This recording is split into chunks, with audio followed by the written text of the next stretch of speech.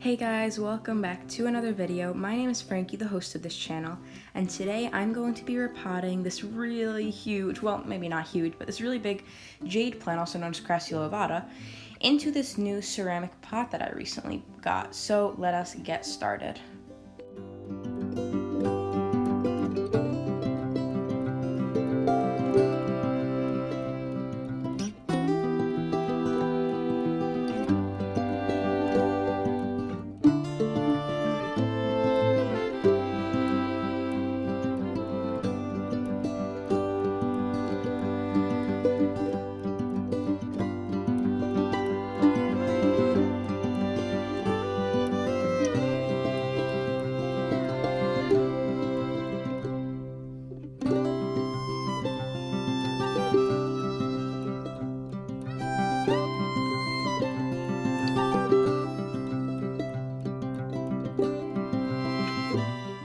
Now this jade plant has been in this green ceramic pot for quite some time, which means that a lot of the roots have died over time.